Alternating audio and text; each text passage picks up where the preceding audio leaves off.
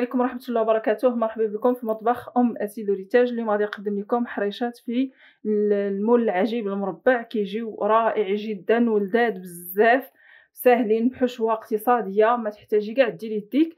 فتبعونا باش تعرفوا على المقادير والطريقة والثمن والعدد اللي حصلنا عليه، ونبداو على بركة الله. بالنسبة للمكونات اللي غادي نحتاجو، فعندنا هنايا بيضة كاملة، عندنا نص كاس ديال الزيت البلدية أو زيت زيتون، هنا معلقه صغيره ديال الزعتر مجفف، وعندنا 400 غرام سميده رقيقه او سميد خشن بطبيعه الحال ماشي الفينو. هنا واحد بيكين باودر فئه 8 غرام، قبيصه ديال الابزار او فلفل اسود، قليل من الثوم مجفف راس ملعقه كافيه، وعندنا الحليب ما بين 400 مليلتر الى 500 مليلتر، والملح بطبيعه الحال. اللي بغى يضيف معلقه صغيره ديال السكر يضيفها، فانا ما غاديش نضيفها. نبداو بالطريق. هنا اخواتي غادي ناخذوا البيضه والزيت، زيت الزيتون، هنا الكاس ديال العنبه الصغير تقريبا ما بين 80 حتى ل 100 غرام. غادي نضيف الزعتر، رشه ابزار باش يبنن لينا هاد الحريشات ويجيو لذاذ بزاف. هنا رشه ديال الثوم مجفف وقبصه ديال الملح. حريشات اسهل منهم ما كاين، اسهل منهم ما كاين، يعني ما نحتاجوش بزاف المكونات، كنديروا كل شيء. هنا غادي نخلط الخليط ونتلاقاو.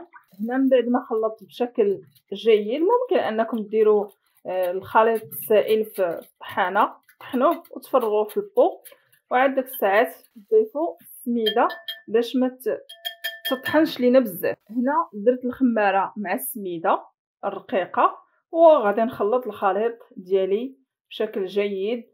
اللي الا جاتكم ناشفه غتزيدوا الحليب على حساب السميد ديالكم واش كيتشرب بزاف ولا لا. فغالبا كتهز ما بين 400 حتى ل 500 مليلتر.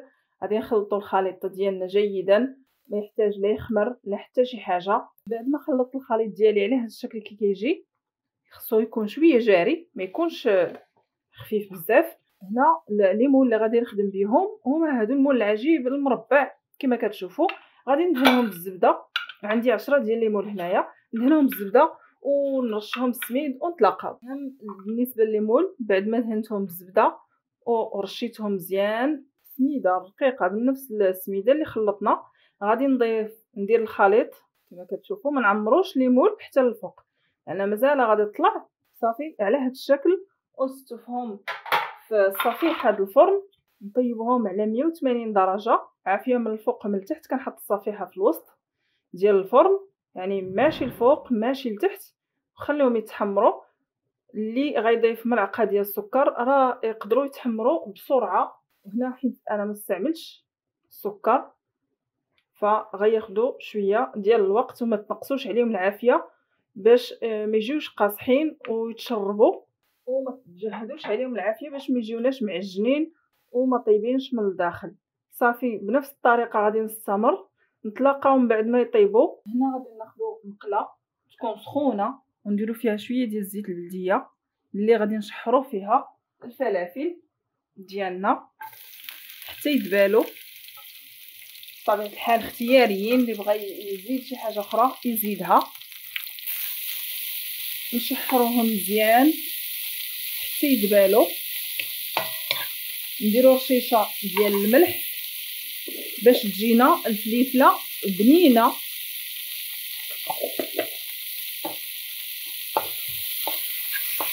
من بعد ما خرجتهم من الفران فكيطيبوا كيجيو على هذا الشكل كما كتشوفوا. الا كنتو درتو فيهم السكر كما قلت لكم راه غادي يتحمروا بشكل كبير ودغيا دغيا. انا العدد اللي حصلت عليه هو 10 الحبات بالتمام والكمال. ندوزو باش نعمروهم. كنبداو بالصوص باش نعمروهم. بالنسبه لهاد لاصوص غنعطيها لكم شفهيا، لان شحال مره كنحاول انني ندير لها فيديو ما تيكتبش. كناخذ مطيشه تكون حبات ونقطعوها على 4، كندير معها حبه ديال الفلفله حمراء وحبه ديال الفلفله خضراء وقبطه ديال القزبر كما كتشوفوا مقبطه تكون مغسوله. كنحطها معاهم في كوكوت، وما كندير لا ماء لا حتى شي حاجه. شويه ديال الزعتر، شويه ديال الملحه، وشويه ديال الابزار. ضروري من الزعتر البنات راه كيجيب لاصوص غزاله. وهذيك الفليفله الحمراء تتعطينا اللون اللي كنكونوا محتاجينه في لاصوص طوماط، كتجي بنينه بزاف.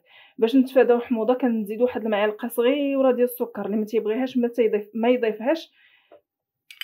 وبالتالي هاد الطوماط اللي كنصوبو لاصوص كنصوبوه كنديروا الكوكوط فوق النار ونخليوها على نار مهيله حتى تذبال ديك المكونات. كنحلو ونخليوها تبرد، نحلو الكوكوط وداك الساعات كنطحنوها في الطحانه اليدويه ديال المطيشه وكنعاودو نعتقوها فوق العافيه. يعني كنديروها تسقطر مزيان تنشف، نبقاو ردين البال معاها حتى تنشف مزيان، وداك الساعه نديروها في قريعات ونحطوها في الثلاجه فتتبقى زوينه بزاف. هنا من بعد ما دهنت هاد 9 ديال الحبات لان مازال حباتها طيب، هنا ديما كما قلت لكم سابقا كنديروا الفرماج مباشره مع فوق الصلصه، لان هذا هو السر ديال المحلات لي بيتزيريا معروفين بها. هنا سواء كان عندكم فرماج حمر او موتزاريلا، الكميه اللي متوفره يسروا بها ماشي مشكل. صافي كنوزع الفرماج ديالي على هذا الشكل. وغادي نعطيكم سر اخر اللي هو من اسرار لذة البيتزا، هو الزعتر مجفف رشيشه. عاد ديروا باقي المكونات وملي طيب كذلك رشيشه من الفوق يكون باقي الفرماج سخون. صدقوني كتجي ريحتها معتبره وشهيه جدا. دابا كنضيفوا اي مكونات عندنا متوفره، فليفله خضراء وحمراء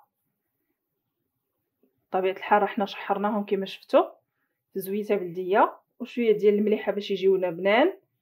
وكاع الناس اللي تياخذوا من عندي لي كوموند تتعجبهم البيتزا اللي تياخذوا بنينه من الحشوه حتى لاباط.